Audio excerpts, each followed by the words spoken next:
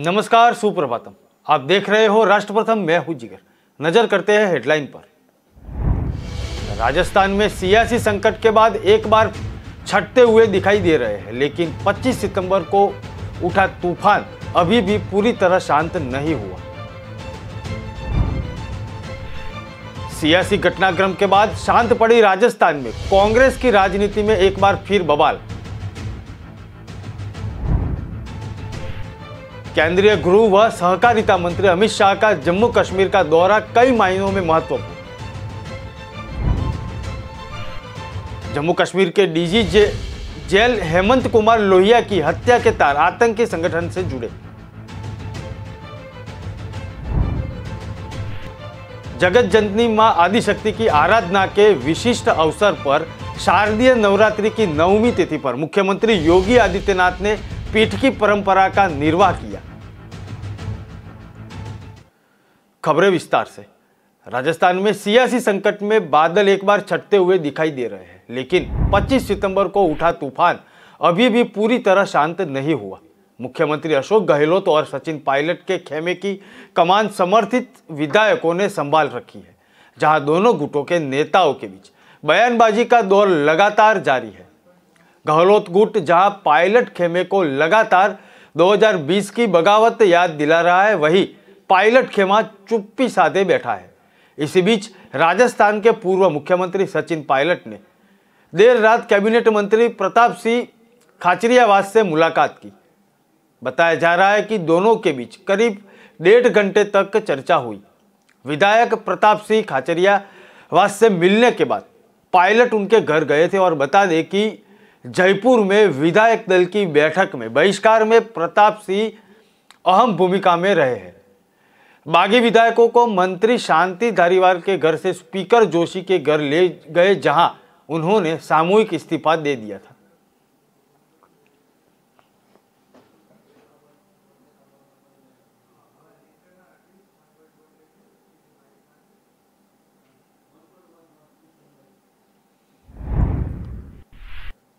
राजस्थान की सियासी घटना के बाद शांत पड़ी राजस्थान कांग्रेस की राजनीति एक बार फिर बवाल हो चुका है। प्रदेश में मची हलचल के केंद्र में एक बार पूर्व डिप्टी सीएम सचिन पायलट और मंत्री प्रताप सिंह के उनकी हुई 1.5 घंटे की मुलाकात के बाद सियासी गलियारों में नई चर्चा को जन्म दे दिया है। सीएम अशोक गहलोत ने सोनिया गांधी से माफी मांगने के बाद जहां गहलोत गुट पायलट खेमे के बीच बयानबाजी लगातार जारी है, वहीं पायलट खेमा लगातार चुप्पी साथे बैठा हुआ है। ये पूरी सियासी घटनाक्रम के बाद पायलट ने कुछ नहीं बोला था, लेकिन गहलोत गुट के माने जाने वाले खाचरियावास ने कहा कि सचिन पायलट के साथ मेरे घर सभी तरह की चर्चा हुई है और इसमें कोई नई बात नहीं है। बता दें कि सचिन पायलट ने अपने आवास पर कई नेताओं से मुलाकात की, जिनमें मंत्री राजेंद्र गुढ़ा भी शामिल थे। वहीं मंत्री विधायकों के मुलाकात के बाद पायलट दिल्ली रवाना हो चुके थे।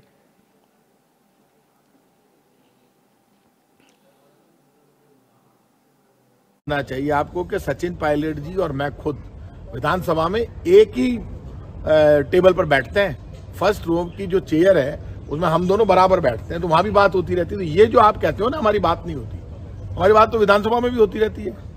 वो घर पर आ गए तो उसमें कोई नई बात नहीं है, क्योंकि विधानसभा में तो मिलते ही हैं, एक ही तो चेयर पर बैठते हैं, दोनों बराबर बैठते हैं, तो चुपचाप तोड़ना रहते हैं। आपने वहां भी बहुत बातें करते हुए देखा है। और पायलट साहब आएंगे तो वहां को हम दोनों बैठ के भजन कीर्तन तो नहीं करें, सारी बातें करेंगे। तो सब बातें हुई, अब क्या हुई वो बताने की नहीं है।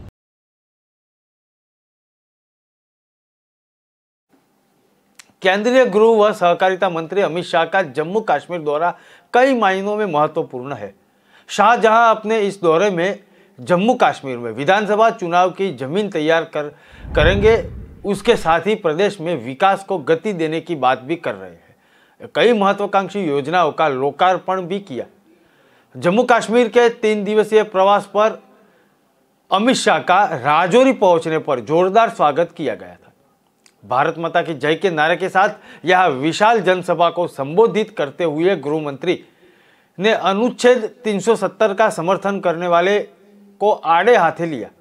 शाह ने कहा कि आज रैली अनुच्छेद 370 का समर्थन करने वालों को करारा जवाब है। इस मौके पर गृह मंत्री ने पहाड़ी क्षेत्र के लोगों की सराहना करते हुए कहा कि जब जब भारत पर कोई खतरा आया, मेरे पहाड़ी भाई व गुर्जर और बाकी लोगों ने चट्टान की तरह खड़े होकर वहीं पे देश के लिए काम किया है। राजौरी पुंछ के इन लोगों की वीरता को भारतीय सेना और पूरा देश सलाम करता है।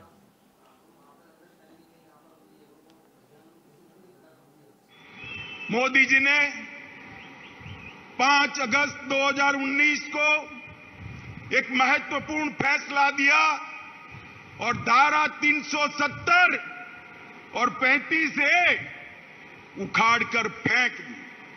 सब लोग विरोध करते थे। मुझे एक बात बताओ, ये धारा 370 35 से न जाती तो ट्राइबल रिजर्वेशन मिलता क्या? अरे यार जोर से बोलो, मिलता क्या? ये आयोग। जम्मू कश्मीर के डीजी जेल हेमंत कुमार लोहिया की हत्या के तार आतंकी संगठन से जुड़े हैं। आतंकी संगठन पीपल्स एंटी फासिस्ट फ्रंट ने डीजी लोहिया की कायराना हत्या की जिम्मेदारी ली है और कश्मीर में सक्रिय इस आतंकवादी संगठन ने जम्मू कश्मीर उदयवाला में डीजी जेल की उसके दोस्त पर हत्या करने का दावा भी पेश किया था। इस हमले में अंजाम देकर उन्होंने यह दिखा दिया है कि वे जब चाहे जहां चाहे हमला कर सकते हैं।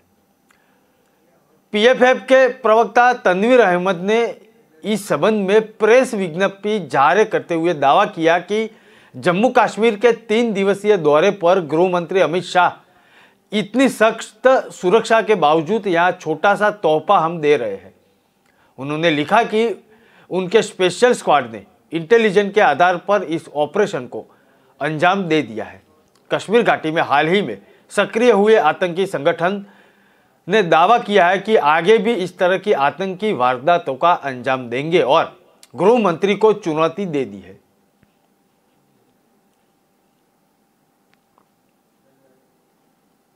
जगत जननी मां आदिशक्ति की आराधना के विशिष्ट अवसर शारदीय नवरात्र की 9वीं तिथि पर उत्तर प्रदेश के मुख्यमंत्री योगी आदित्यनाथ ने पीठ की परंपरा का निर्वहन करके अपने ध्येय को और मजबूती दी। नवरात्र की 9वीं पर सीएम योगी ने विधि विधान से कन्या पूजन कर मातृशक्ति की आराधना की। मां दुर्गा के 9 स्वरूपों की प्रतीक 9 कुंवारी कन्याओं के पांव पखारे, चुनरी ओढ़ाई, आरती उतारी और श्रद्धा पूर्वक भोजन कराया। दक्षिणा और उपहार देने उनका आशीर्वाद लिया और मुख्यमंत्री ने परंपरा का निर्वहन करते हुए सभी कन्याओं का पूजन किया था। कन्या पूजन अनुष्ठान में सुबह मुख्यमंत्री ने मठ के प्रथम तल पर स्थित भोजन कक्ष में श्रद्धा भाव से परंपरागत रूप से परात में चांदी के लोटे में भरे जल से कुंवारी कन्याओं के बारी बारी पांव धोए थे। उनके मस्तक पर रोली, चंदन, दही, अक्षत, दुर्वा का तिलक लगाया था। श्रद्धापूर्वक भोजन कराकर उपहार व दक्षिणा भी दी गई थी।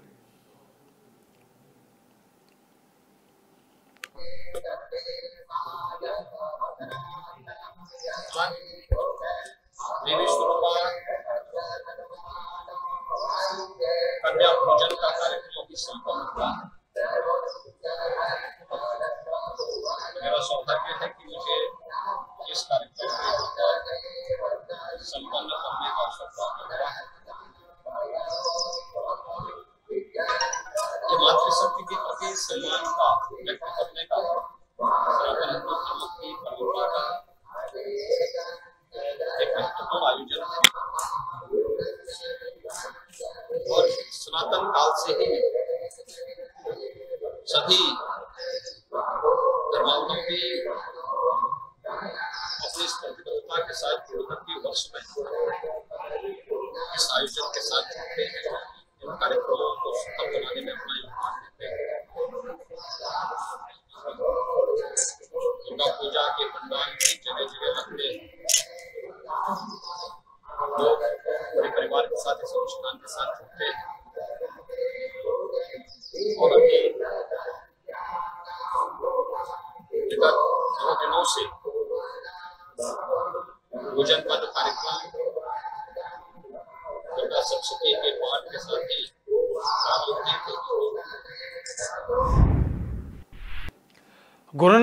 गोरखनाथ मंदिर में विजयादशमी पर्व पर गोरक्ष पीठाधीश्वर एवं मुख्यमंत्री योगी आदित्यनाथ ने शिव अवतारी गुरु गोरखनाथ की विशिष्ट पूजन और अनुष्ठान किया। विशेष परिधान में सीएम योगी ने पीठ की परंपरा का अनुसरण करते हुए मंगलवार सुबह 9 बजे से विधि विधान पूर्वक श्रीनाथ जी की पूजा आराधना की। इस विशिष्ट पूजन की शुरुआत गोरखनाथ मंदिर में शक्तिपीठ से जुड़ी, जहां नवरात्र प्रतिपदा से अनुष्ठान चल रहे थे। शक्तिपीठ में वेदों पूजा उपरांत सीएम योगी मंदिर के अन्य साधु संतों के साथ संस्कृत विद्यापीठ के आचार्यगण व वेद पाठी छात्रों के वैदिक मंत्रोच्चार के बीच श्रीनाथ जी के मुख्य मंदिर पहुंचे और विधि विधान पूर्वक उनकी पूजा की और आरती भी उतारी। साथ ही में मंदिर में प्रतिष्ठित सभी देव विग्रहों का विशिष्ट पूजन किया। मुख्यमंत्री ने कहा कि श्रीनाथ जी और सभी देव विग्रहों की परिक्रमा के साथ साथ श्रीनाथ परंपरा के विशेष यंत्र नागफनी, शंख, ढोल और डमरू की गूंज से पूजा की और मंदिर परिसर में भक्ति सागर में हिलोरे तब ले रहा था और भक्तों भी वहीं पे हाजिर थे।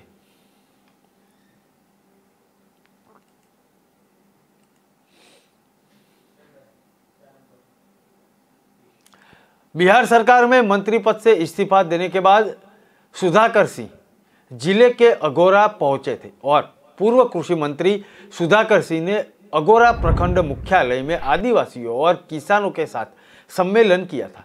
उन्होंने कहा कि सत्ता में बदलाव के लिए आए थे, स्थिति को यथावत बरकरार रखने के लिए नहीं। मुझे लगता है कि मैं कुछ लोगों के लिए फिट नहीं बैठा हूं, तो मेरे तुरंत इस्तीफा दे दिया है।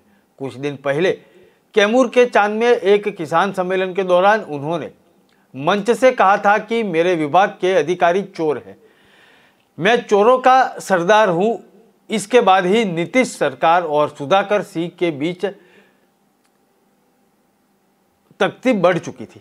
बाद में उन्होंने कृषि मंत्री के पद से हटा दिया गया था। इस्तीफे के बाद सुधाकर सिंह ने फिर से नीतीश सरकार को भ्रष्टाचार के मुद्दे पर आड़े हाथों ले लिया। कहा कि अब मैं कृषि मंत्री नहीं रहा, लेकिन ऐसा नहीं है कि आपकी समस्याओं को दूर नहीं करूंगा।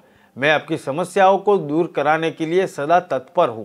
कृषि मंत्री ने आगे कहा कि सत्ता में बदलाव के लिए आए थे, न कि व्यवस्थित यथास्थिति है वो बरकरार रखने के लिए हम आए थे। सुधाकर सिंह ने कहा कि कुछ लोगों को लगा कि हम इस व्यवस्था में फिट नहीं बैठे। सत्ता में हम आए हैं बदलाव के लिए, हम सत्ता में यथास्थिति बरकरार रखने के लिए नहीं आए हैं। कम से कम मुझसे अपेक्षा लोगों को नहीं करना चाहिए। और जिन लोगों ने लगा कि हम इस व्यवस्था के लिए फिट नहीं है, मैं उनको अलविदा कहने में देर नहीं किया, हमको अलविदा करने में देर नहीं किया। हजारों लोग बैठे हैं यहाँ, वो लोग हैं जो राष्ट्र को बनाने में, इस राज्य को बनाने में जिनका कुर्बानी है। आज हम नाना भगत के वंशज, हम इसे देश की स्वतंत्रता आंदोलन के बिरसा मुंडा के वंशज, आज इस पहाड़ों में जो देश के निर्माण के लिए जिन्होंने कुर्बानी दिया था, उस समाज के लोगों को आज अपनी छोटी जरूरतों के लिए भी सत्ता के सामने हाथ जोड़ना पड़ रहा है, चिरौरी और मिन्नतें करना पड़ रहा है।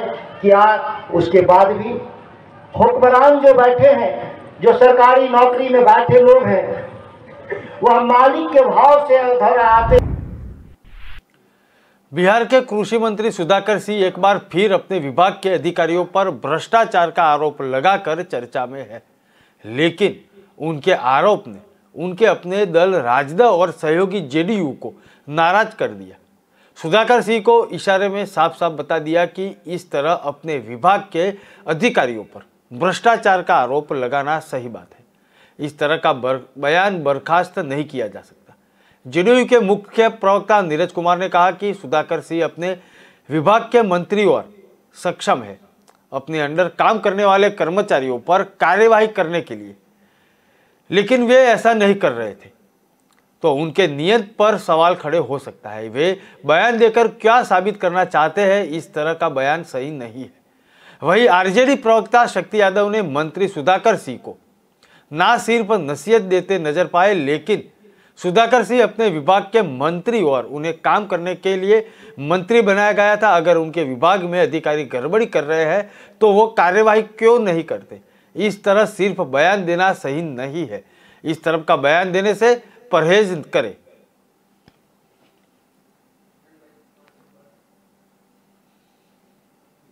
तेलंगाना के मुख्यमंत्री के चंद्रशेखर राव की नजरें अब 2024 में होने लोकसभा चुनाव पर है। तेलंगाना राष्ट्र समिति प्रमुख चंद्रशेखर 5 अक्टूबर को दशहरा के मौके पर यानी कि आज के दिन अपनी राष्ट्रीय पार्टी के नाम का ऐलान कर सकते हैं।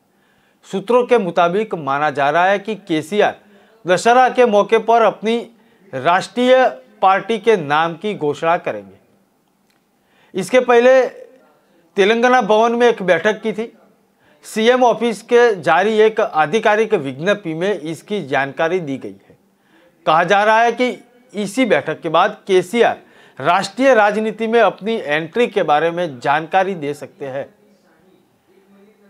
ऐसे कयास लगाए जा रहे हैं कि टीआरएस नेताओं का प्रतिनिधि मंडल दिल्ली के लिए रवाना होगा।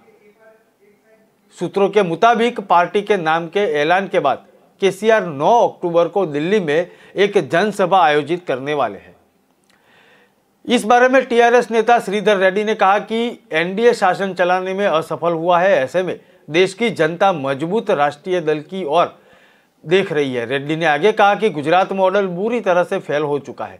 देश के लोग मजबूत विकल्प की ओर देख रहे हैं और इंतजार करिए और देखिए, सीएम केसीआर राष्ट्रीय पार्टी के नाम की घोषणा आज करने वाले हैं।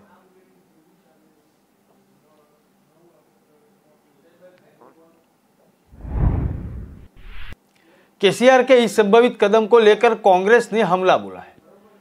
तेलंगाना कांग्रेस अभियान समिति के अध्यक्ष और पूर्व सांसद मधु गौड़ ने कहा कि केसीआर का राष्ट्रीय पार्टी के गठन का फैसला बेतुका है।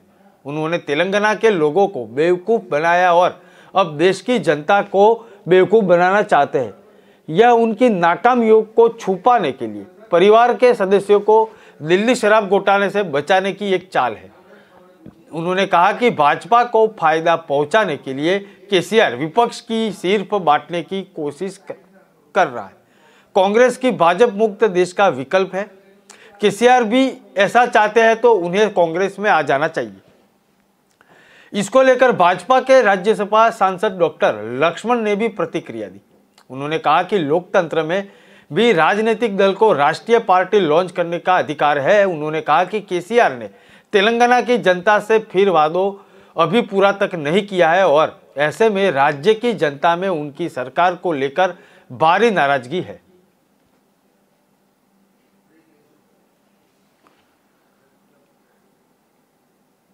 खबरें और भी है, ब्रेक के बाद फिर मिलते हैं। मस्त मास्क पहना रे तूने। Thank you sir. वो जान बचाने के लिए पहनना पड़ता है ना सर। रेडीमेड है या टेलर मेड है? ऑनलाइन ऑर्डर किया है सर। एक और है ना सर? देना। बहुत मस्त लगे आपको। ये ना सर। सर ये ना भाई, जान बचाने के लिए बाइक चलाते वक्त सिर्फ खोपड़े पे मास्क पहनेगा तो खोपड़े को कौन बचाएगा? समझ गया सर। हेलमेट ऑनलाइन ऑर्डर कर, वरना हमेशा के लिए ऑफलाइन हो सकता है। Okay sir. ये ले। चल हम ये भी ऑनलाइन भर दे। हेलमेट पहने, ट्रैफिक नियमों का पालन करे, जिंदगी के सफर को सुरक्षित रखे। कौन सी दुकान से? अपनी दुकान अपने अमेज़न से। हुडी से रुमाल तक, टीवी इन द हॉल तक, जीते हैं हम शान से। सब कुछ अमेज़न से। क्या क्या मिल सकता है विदिन 500। हर बजट में ढेर सारी चॉइसेस देख लो और पहले ऑर्डर पे तो डिलीवरी भी फ्री। फिर तो और दिखाओ। अमेज़न के भरोसे के साथ हर बजट में जो चाहो वो पाओ। फिर अमेज़न खुलते ही दिल कहेगा और दिखाओ।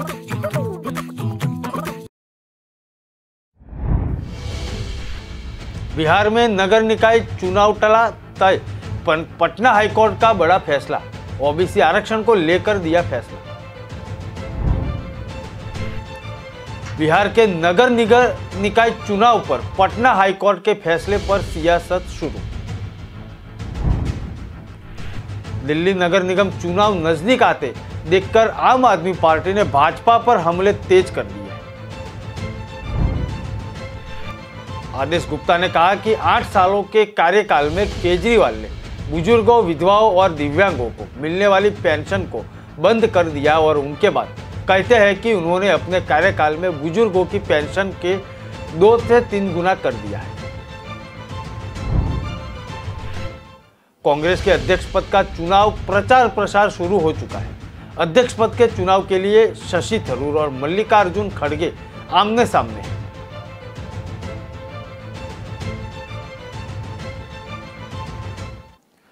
पटना हाईकोर्ट ने बिहार के स्थानीय निकायों में अन्य पिछड़ा वर्गों को आरक्षण दिए जाने के मामले में बड़ा फैसला सुनाते हुए कहा कि राज्य निर्वाचन आयोग अति पिछड़ों के लिए आरक्षित सीटों को सामान्य घोषित करके चुनावी प्रक्रिया को फिर से शुरू कर सकते हैं। मुख्य न्यायाधीश संजय करोल एवं न्यायाधीश एस कुमार की खंडपीठ ने निर्णय देते हुए कहा कि चुनाव आयोग को एक स्वायत्त और स्वतंत्र निकाय के रूप में कार्य करना चाहिए, न कि बिहार सरकार के हुक्म से बंधकर। पटना हाईकोर्ट ने अपने फैसले में कहा कि जब तक बिहार सरकार सुप्रीम कोर्ट द्वारा तय ट्रिपल टेस्ट की प्रक्रिया को पूरा नहीं कर लेता, तब तक अति पिछड़ों के लिए आरक्षित सीट सामान्य माने जाएंगे। कोर्ट ने अपने आदेश में कहा कि अति पिछड़ों को आरक्षण देने से पहले हाल में ट्रिपल टेस्ट की प्रक्रिया पूरी करनी होगी।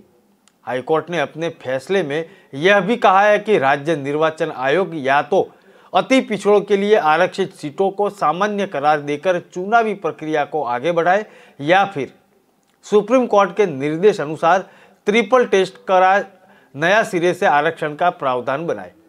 गौरतलब है कि स्थानीय निकाय चुनाव में आरक्षण दिए जाने के मामले में सुप्रीम कोर्ट ने 2021 में फैसला सुनाया था, जिसके अनुसार स्थानीय निकायों में ओबीसी के लिए आरक्षण की अनुमति थी तब तक नहीं दी जाती तब तक सरकार 2010 में सुप्रीम कोर्ट द्वारा निर्धारित 3 जांच की अहंता पूरी न कर ले।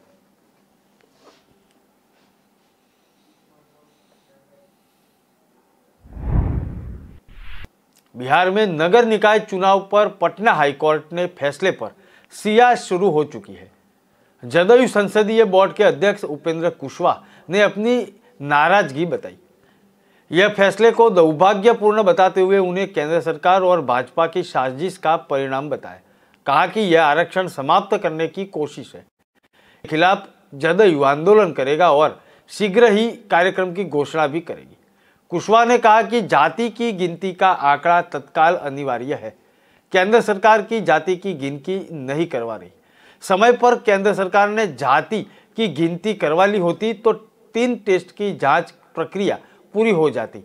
यह स्थिति नहीं आती और आरक्षण चलता रहता, समय पर चुनाव हो जाता और भाजपा और केंद्र सरकार को चाह रही है और पिछड़े दलितों का आरक्षण समाप्त हो चुका है और इसकी कोशिश का यह परिणाम है।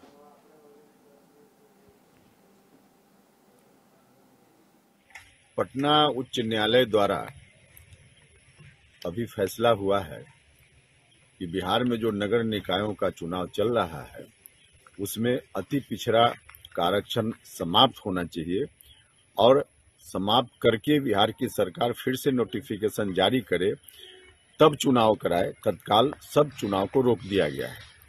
उच्च न्यायालय का यह फैसला काफी दुर्भाग्यपूर्ण है और केंद्र सरकार साथ ही भारतीय जनता पार्टी दोनों की गहरी साजिश का यह परिणाम है, क्योंकि आरक्षण जो मिला हुआ है या विभिन्न राज्यों में देने की बात चल रही है पंचायती राज संस्थाओं में, नगर निकायों में, उसके लिए कोर्ट ने कहा है कि इसको 3 टेस्ट से जांचने की जरूरत है, तब आरक्षण देना चाहिए। 3 टेस्ट से जांचने का मतलब है कि जात की गिनती का आंकड़ा तत्काल अनिवार्य है। केंद्र की सरकार जात की गिनती नहीं करवा रही है। समय पर यदि जात की गिनती हो गई रहती केंद्र सरकार की ओर से और 3 टेस्ट से इसकी जांच हो गई होती तो आज यह स्थिति नहीं आती। बिहार में जो आरक्षण अति पिछड़ा समाज के लोगों को मिला हुआ है, यह चलता रहता है। दिल्ली नगर निगम चुनाव नजदीक आते देखकर आम आदमी पार्टी ने भाजपा पर हमले तेज कर दिए हैं। इसी कड़ी में आपने कूड़े के रावण जलाकर प्रतीकात्मक प्रदर्शन करने का ऐलान भी कर दिया। इसके माध्यम से पार्टी भाजपा और एमडीसी दोनों पर निशाना साधेगी।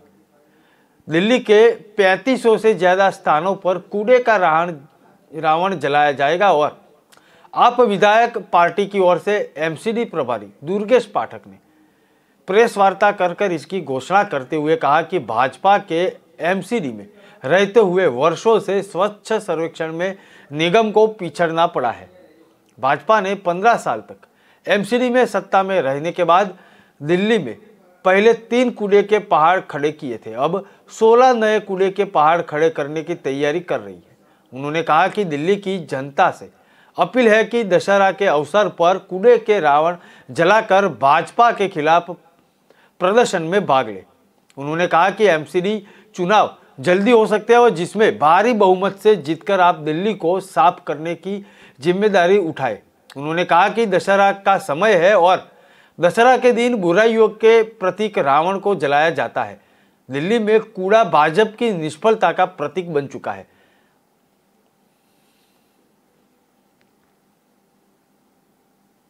कूड़े का रावण नहीं है ये, का जो है ना, मतलब कूड़े से बना रावण नहीं है, कूड़े का रावण मतलब जो संकेत है उसका, उस रावण के ऊपर लिखा हुआ कूड़ा, समझ गए? जैसे कोई कहता है कि हम जी भारतीय जनता पार्टी का रावण जलाएंगे, तो उसमें भारतीय जनता पार्टी नहीं होगी जो जलेगी, भारतीय जनता पार्टी का सिर्फ नाम होगा। तो कूड़े का रावण जो मैंने भी देखा अंग्रेजी अखबार में, उसमें लिखा होता है गार्बेज रावण।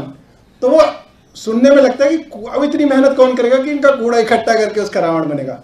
वो नहीं होगा, एक रावण बनेगा जिसपे सांकेतिक लिखा हुआ है भाजपा के कूड़े का रावण है। आदेश गुप्ता ने कहा कि 8 सालों के कार्यकाल में केजरीवाल ने बुजुर्गों, विधवाओं और दिव्यांगों को मिलने वाली पेंशन को बंद कर दिया है और उसके बाद कहते हैं कि उन्होंने अपने कार्यकाल में बुजुर्गों की पेंशन को 2 से 3 गुना कर दिया है। दिल्ली प्रदेश भाजपा के अध्यक्ष आदेश गुप्ता ने केजरीवाल सरकार के बुजुर्गों की पेंशन जारी करने के बयान को झूठा करारा साबित दिया। उन्होंने आरोप लगाया कि मुख्यमंत्री अरविंद केजरीवाल चुनाव आने से इसी तरह की बयानबाजी करते रहते हैं, लेकिन हकीकत यह है कि खुद को दिल्ली का बेटा और हरियाणा का लाल कहने वाले केजरीवाल जनता की सहायता करने की जगह सिर्फ टीवी में नजर आते हैं। आदेश गुप्ता ने कहा कि 8 सालों के कार्यकाल में केजरीवाल ने बुजुर्गों, विधवाओं और दिव्यांगों को मिलने वाली पेंशन को बंद करके रखा है। उसके बाद कहते हैं कि उन्होंने अपने कार्यकाल में बुजुर्गों की पेंशन को 2 से 3 गुना कर दिया है, लेकिन केजरीवाल ने पिछले 5 सालों में बुजुर्गों को पेंशन नहीं दी, जबकि गरीब बुजुर्गों का पेंशन की एकमात्र सहारा है। अपने कार्यालयों के अंदर महात्मा गांधी जी की तस्वीर को पहले से ही हटा दिया है। आम आदमी पार्टी जहां एक और दिल्ली में अपने कार्यालयों में, पंजाब सरकार के कार्यालयों में उन्होंने राष्ट्रपिता की तस्वीर हटाई है, वहीं दूसरी ओर जब वो गुजरात जाते हैं तो साबरमती जाकर वहां चरखा काटते हैं, वहां सूत काटते हैं और उसके बाद राष्ट्रपिता जी को आदरांजलि की बात।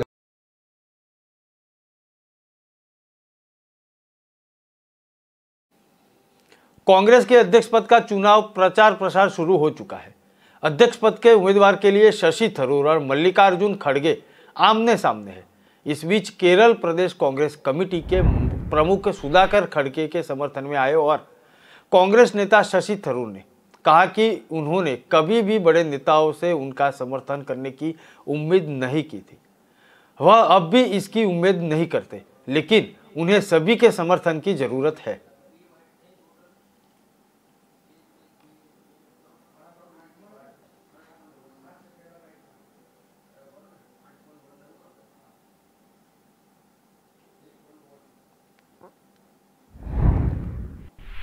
सांसद थरूर ने मीडिया से बात करते हुए कहा कि वह चुनाव से पीछे हटकर उन लोगों के साथ विश्वासघात नहीं करने जा रहे हैं जिन्होंने अब तक इनके इन प्रयास में समर्थन किया है।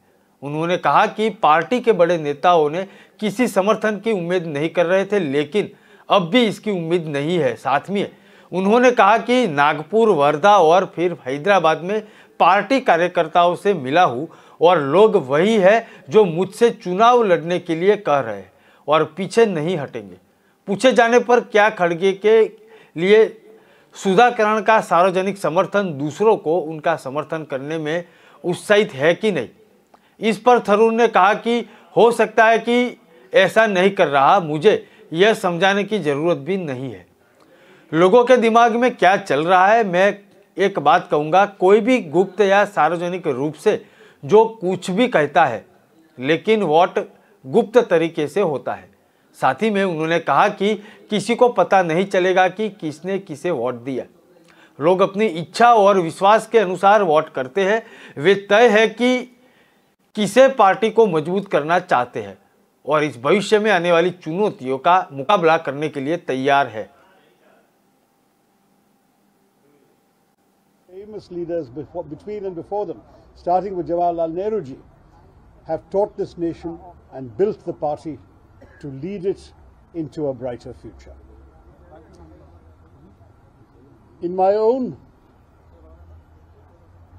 efforts, I am guided by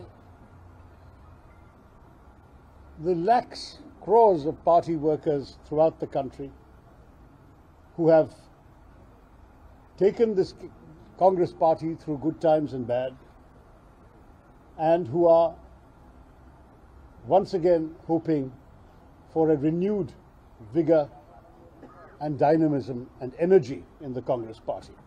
This is what I hope to bring to and through my campaign. I have a vision for the Congress, for the internal reorganization of the Congress, which I will be sending to every one of the 9,100 and odd delegates. We have just received just now the list of delegates, and we are also going to seek as much information so we can get them our message and seek their support. Today, the nomination papers I have submitted reflect the extraordinarily wide range of support that has been extended voluntarily to me by our party workers across the country. Famous leaders between and before them, starting with Jawaharlal Nehru ji, have taught this nation and built the party to lead it into a brighter future. In my own efforts, I am guided by the lakhs, crores of party workers throughout the country who have taken this Congress party through good times and bad, and who are once again hoping for a renewed vigor and dynamism and energy in the Congress party. This is what I hope to bring to and through my campaign. I have a vision for the Congress, for the internal reorganization of the Congress, which I will be sending to every one of the 9,100 and odd delegates. We have just received just now the list of delegates, and we are also going to seek as much information so we can get them our message and seek their support. Today, the nomination papers I have submitted reflect the extraordinarily wide range of support that has been extended voluntarily to me. आगामी विधानसभा और लोकसभा चुनाव को देखते हुए मध्य प्रदेश में हलचल तेज हो चुकी है। एक तरफ जहां कांग्रेस नेता राहुल गांधी की भारत जोड़ो यात्रा मध्य प्रदेश में दाखिल होगी, वहीं दूसरी तरफ पीएम मोदी और अमित शाह अक्टूबर में प्रदेश का दौरा करेंगे। इसके अलावा जनवरी में केंद्र सरकार के प्रदेश में प्रवासी भारतीय दिवस सम्मेलन और राज्य सरकार इन्वेस्टर मीट के जरिए चुनावी माहौल तैयार करेगी। राहुल गांधी की भारत जोड़ो यात्रा नवंबर महीने में अंत में आने की उम्मीद है। कांग्रेस नेताओं की माने तो प्रियंका गांधी उज्जैन में भी भारत जोड़ो यात्रा में शामिल हो सकते हैं। कार्यक्रम के अनुसार भारत जोड़ो यात्रा बुरहानपुर के मध्य प्रदेश में 24-25 नवंबर को प्रवेश करेगी।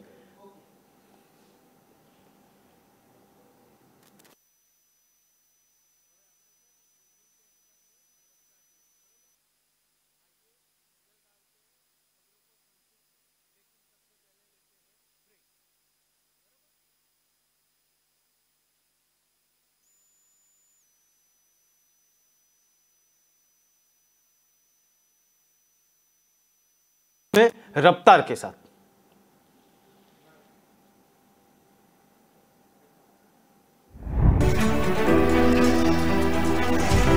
राजस्थान में सियासी संकट के बादल एक बार फिर चढ़ते हुए दिखाई दे रहे हैं, लेकिन 25 सितंबर को उठा हुआ तूफान अभी पूरी तरह से शांत नहीं हुआ है। मुख्यमंत्री अशोक गहलोत और सचिन पायलट की उनकी कमान समर्थित विधायकों ने सवाल रखे हैं, जहां दोनों गुटों के नेताओं के बीच बयानबाजी का दौर लगातार जारी है।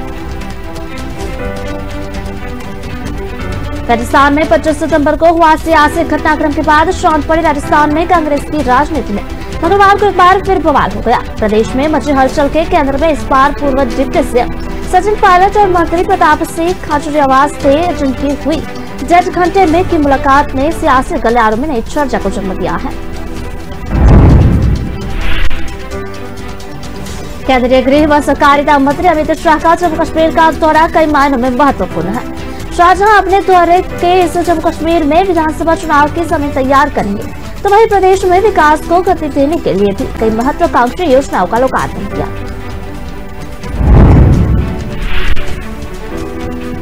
जम्मू कश्मीर के डीजी जनरल हेमंत कुमार लोहिया की हत्या के तार आतंकी संगठन से जुड़े गए हैं। आतंकी संगठन पीपुल्स एंटी फास्टिस्ट फ्रंट यानी कि PAFF ने डीजी लोहिया को कायराना हत्या की जिम्मेदारी दी है।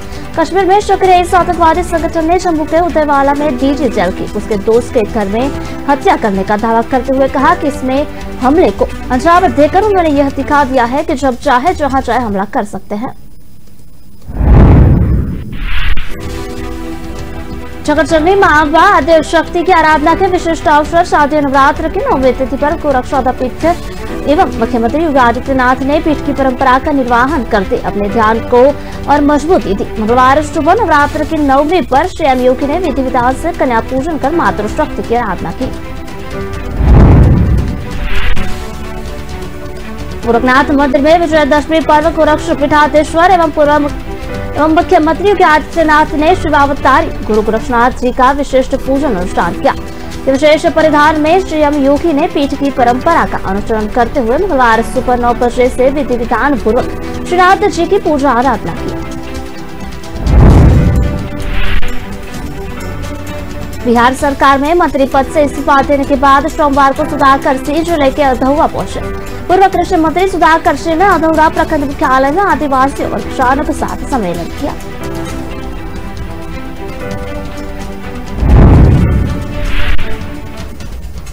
बिहार के कृषि मंत्री सुधाकर सिंह एक बार फिर से विभाग के अधिकारियों पर भ्रष्टाचार का आरोप लगाकर चर्चा में है, लेकिन उनके आरोप ने उनके अपने दल राजद और सहयोगी जेडीयू को नाराज कर दिया।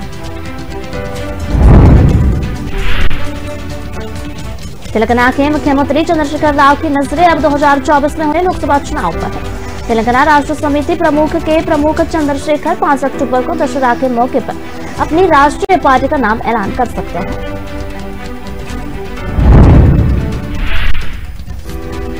केसीआर के इस संभावित कदम को लेकर कांग्रेस ने हमला बोला है। तेलंगाना कांग्रेस अभियान समिति के अध्यक्ष पूर्व सांसद मधु गौर ने कहा केसीआर का राष्ट्रीय पार्टी के गठन का फैसला बेतुका है। उन्होंने तेलंगाना के लोगों को बेवकूफ बनाया है और अब देश की जनता को बनाना चाहते हैं। ये उनके नामांकियों को छुपाने और परिवार के सदस्यों को दिल्ली शराब घोटाले से बचाने की चाल है। पटना हाईकोर्ट ने बिहार के स्थानीय निकायों में अन्य पिछड़ा वर्गों को आरक्षण दिए जाने के मामलों पर बड़ा फैसला सुनाते हुए कहा कि राज्य निर्वाचन आयोग अति पिछड़ों के लिए आरक्षित सीटों का सामान्य घोषित कर चुनाव प्रक्रिया में फिर से शुरू कर सकता है। मुख्य न्यायाधीश संजय करोल एवं न्यायाधीश एस कुमार की खंडपीठ ने 86 पृष्ठों का निर्णय देते हुए कहा कि चुनाव आयोग को एक स्वायत्त और स्वतंत्र निकाय के रूप में कार्य करना चाहिए, न कि बिहार सरकार के हुक्मों से बंध कर। बिहार में नगर निकाय चुनाव पर पटना हाईकोर्ट के फैसले पर सियासत शुरू हो गई है। जदयू संसदीय बोर्ड के अध्यक्ष उपेंद्र कुशवाहा ने गहरी नाराजगी जताई है। इस फैसले को दुर्भाग्यपूर्ण बताते हुए इस केंद्र सरकार और भाजपा की साजिश का परिणाम बताया है। कहा कि यह आरक्षण समाप्त करने की कोशिश है, जिसके खिलाफ जदयू आंदोलन करेगा। शीघ्र ही कार्यक्रम की घोषणा की जाएगी।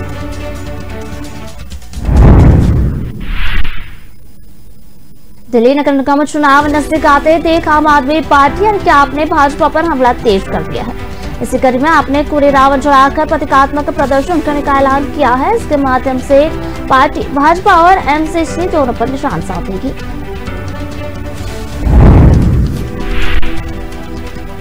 आदेश गुप्ता ने कहा कि 8 सालों के कार्यालय में केजरीवाल ने बुजुर्गों, विधवाओं और दिव्यांगों को मिलने वाली पेंशन को बंद कर दिया और उसके बाद कहते रहते हैं कि उनको अपने कार्यालय में बुजुर्गों की पेंशन को 2 से 3 गुना कर दिया।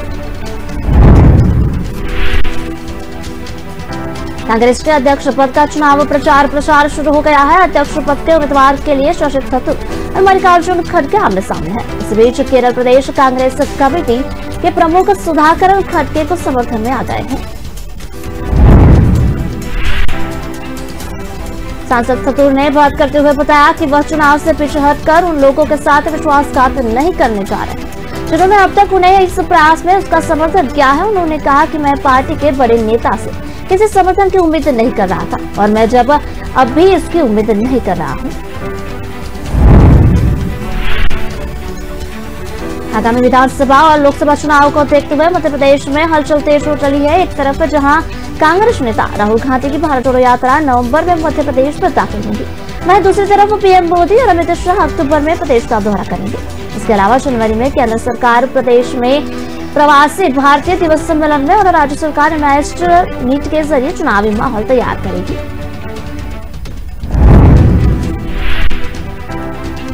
पीएम मोदी अपने जन्मदिन के मौके पर मध्य प्रदेश से देश को चीतों की सौगात देने आए। अब 11 अक्टूबर को उज्जैन के महाकाल कॉरिडोर का लोकार्पण करने आ रहे हैं। उज्जैन में प्रवास के दौरान पीएम नवनिर्मित महाकाल लोक के पहले चरण का लोकार्पण कर इस सभा को संबोधित करेंगे। केदारनाथ और काशी विश्वनाथ धाम के नवीनीकरण के बाद अब प्रमुख ज्योतिर्लिंग महाकाल परिसर को भव्य स्वरूप दिया गया है। दिल्ली के उपराज्यपाल बीके सक्सेना ने बिजली सब्सिडी मामले में कथित अनियमितताओं की जांच के आदेश दिए हैं। उन्होंने दिल्ली सरकार द्वारा private company BSES discom subsidy के पैसे देने के मामले में मुख्य सचिव को जांच करने को कहा है। एलजी ने मुख्य सचिव को रिपोर्ट 7 दिन में सौंपने को कहा गया है। आम आदमी पार्टी और बीजेपी के बीच खिंचातान का दौर नहीं है। शराब नीति को लेकर दोनों पार्टियां एक दूसरे को निशाना बना चुकी है। अब दिल्ली के एलजी विनय सक्सेना ने मुख्य सचिव को उन आरोपों की जांच करने को कहा है जिनके मुताबिक बिजली वितरण कंपनियों को सब्सिडी राशि भुगतान में अनियमितता बरती गई है। एलजी ने 7 दिनों के भीतर चीफ सेक्रेटरी से रिपोर्ट मांगी है। महाराष्ट्र के पूर्व गृह मंत्री एनसीपी नेता अनिल देशमुख को बड़ी राहत मिली है। बॉम्बे हाईकोर्ट ने अनिल देशमुख को जमानत दे दी है। अनिल देशमुख को यह जमानत ईडी द्वारा दायर मनी लॉन्ड्रिंग केस में मिली है। बॉम्बे हाईकोर्ट ने उन्हें 1 लाख रुपए के निजी मुचलके पर जमानत दी है। एनसीपी नेता अनिल देशमुख को अभी जेल में ही रहना पड़ेगा। दरअसल उन्हें ईडी द्वारा दायर केस में मिली है। इन्होंने सीबीआई द्वारा दायर केस में चलते अभी जेल में ही रहना पड़ेगा। मुंबई के पात्रचौल घोटाला केस में फंसे शिवसेना नेता संजय राउत को राहत मिली है। मुंबई की विशेष अदालत ने मंगलवार को शिवसेना सांसद संजय राउत की न्यायिक हिरासत 10 अक्टूबर तक के लिए बढ़ा दी। अब 10 अक्टूबर को ही राउत की जमानत अर्जी पर सुनवाई होगी। दरअसल ईडी यानी प्रवर्तमान निदेशालय ने मुंबई के गुड़गांव इलाके में पात्रचौल के पुनर्विकास में कथित वित्तीय अनियमितताओं से संबंध में संजय राउत को 1 अगस्त गिरफ्तार किया था। लोकसभा चुनाव को देखते हुए कांग्रेस ने आंध्र प्रदेश को विशेष राज्य का दर्जा देने का वादा किया है। कांग्रेस ने कहा कि अगर 2024 के लोकसभा चुनाव में उनकी सरकार आती है तो वो आंध्र प्रदेश को विशेष श्रेणी में राज्य का दर्जा देगी। कांग्रेस ने अगले साल होने वाले कर्नाटक विधानसभा चुनाव की तैयारियां शुरू कर दी है। इस संबंध में पार्टी के आला नेताओं में बैठक शुरू हो गई है। कांग्रेस नेता राहुल गांधी के कर्नाटक में शुक्रवार को प्रेस कॉन्फ्रेंस पे आयोजित है, जबकि पार्टी की अंतरिम अध्यक्ष सोनिया गांधी गुरुवार से भारत जोड़ो यात्रा में शिरकत करेगी। अनुमान है कि जल्द प्रियंका गांधी के साथ यूपी के पूर्व सीएम और सपा संरक्षक मुलायम सिंह यादव की तबियत स्थिर बनी हुई है। सोमवार दोपहर को मेदांता अस्पताल ने पहला हेल्थ बुलेटिन जारी किया।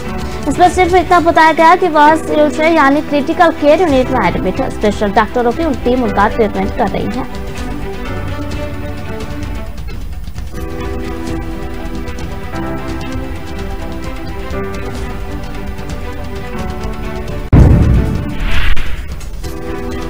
त्योहार के चलते सुरक्षा एजेंसियों के आदेश पर भारत पाकिस्तान सरहद पर चौकसी को बढ़ाया गया है। इसके बावजूद पाकिस्तान में बैठे तस्कर व शरारती तत्व लगातार चौंती भारतीय सरहद में बेच रहे हैं। सोमवार मंगलवार की रात पाकिस्तानी तस्करों की ओर से की गई एक और कोशिश को बॉर्डर सिक्योरिटी फोर्स यानी कि BSF के जवानों ने बेनकाब किया है।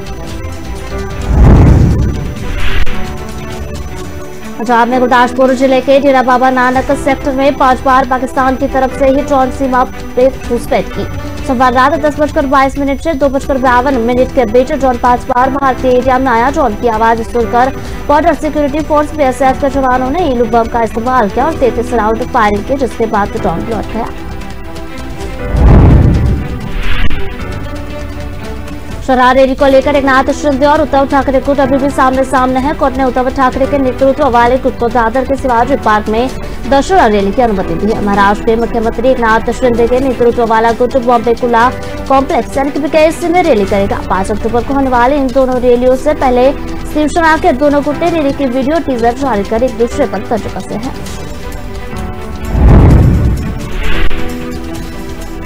शिवसेना में प्रतिद्वंदी खेमे के रूप में आगामी दशहरा रैलियों के लिए 5 अक्टूबर को अपनी कमर कस ली है। मुख्यमंत्री एकनाथ शिंदे रविवार को बादरखुड़ा कॉम्प्लेक्स मैदान में तैयारियों जायजा लेने गए। बॉम्बे हाईकोर्ट ने उद्धव ठाकरे खेमे को शिवाजी पार्क में मैदान में अपनी जनसभा आयोजित करने की अनुमति दी है, जबकि शिंदे गुट के इसे BKC मैदान में आयोजित करेगा।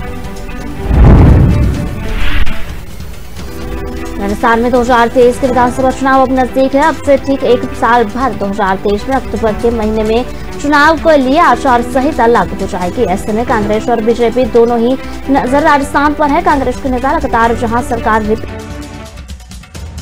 सितंबर में एक ही महीने में प्रधानमंत्री नरेंद्र मोदी और गृह मंत्री अमित शाह को राजस्थान में लाकर चुनावी मोड एक्टिव कर चुकी है।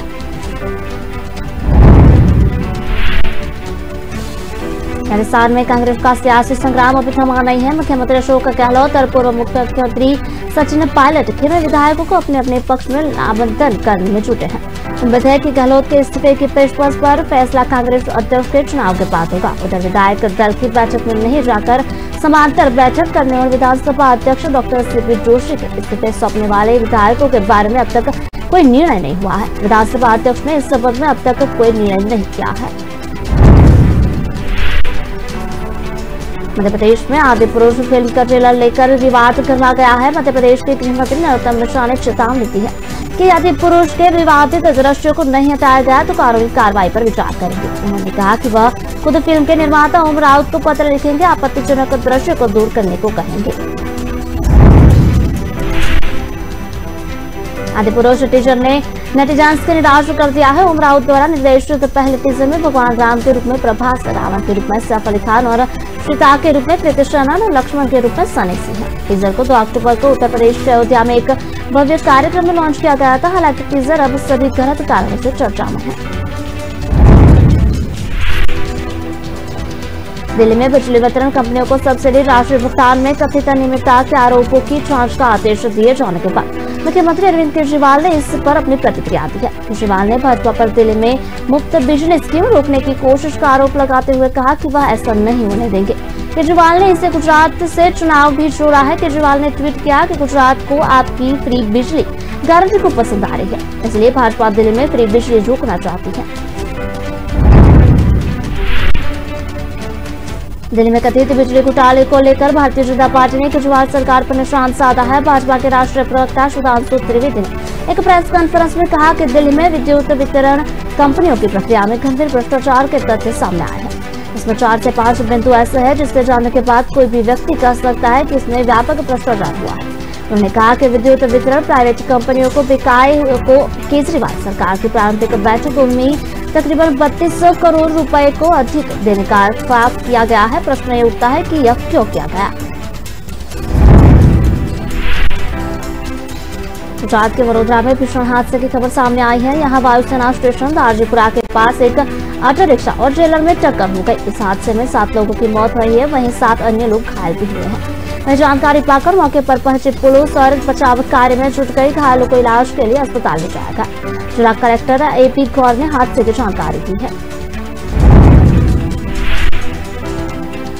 प्रधानमंत्री नरेंद्र मोदी ने मंगलवार को गुजरात के वडोदरा में एक सड़क हादसे में हुए लोगों की मौत पर दुख जताया और उनके परिजनों के लिए प्रधानमंत्री राष्ट्रीय राहत कोष यानी कि PMNRF से 2-2 लाख रुपए की मदद दिए जाने की घोषणा भी की। प्रधानमंत्री कार्यालय की ओर से एक ट्वीट के मुताबिक मोदी ने कहा कि वडोदरा जिले में सड़क दुर्घटना में लोगों की मौत से दुखी हूँ। प्रधानमंत्री नरेंद्र मोदी ने 1 अक्टूबर देश में 5G सेवा लॉन्च कर दी है। शनिवार को उन्होंने दिल्ली के प्रगति मैदान से मोबाइल इंडस्ट्री से जुड़े हुए कई बड़े बिजनेसमैन का मौजूदगी में 5G सर्विसेज की शुरुआत की। इस बीच इलेक्ट्रॉनिक्स और IT मंत्रालय ने बताया कि इंडिया मोबाइल कांग्रेस IMC 2022 के 6ठे संस्करण के साथ राज्यों के IT मंत्रियों का डिजिटल इंडिया सम्मेलन 1 अक्टूबर को आयोजित किया गया था। इसका उद्घाटन प्रधानमंत्री नरेंद्र मोदी ने किया था। यूजर्स के लिए अच्छी खबर सामने आई है। रिलायंस जियो ने भारत में 5G सर्विस लॉन्च करने की घोषणा करती है। कंपनी जियो 2 5G सर्विसेज का बीटा ट्रायल कल यानी कि आज सुबह दशहरा के दिन शुरू कर रही है। यह सर्विसेज देश के 4 शहरों में दिल्ली, मुंबई, कोलकाता और वाराणसी में शुरू की जाएगी। अब यह सर्विस ऑन इन्विटेशन है यानी कि मौजूदा जियो यूजर्स में से कुछ चुनिंदा यूजर्स को इस सर्विसेज का इस्तेमाल करने के लिए इन्वाइट भेजा गया है।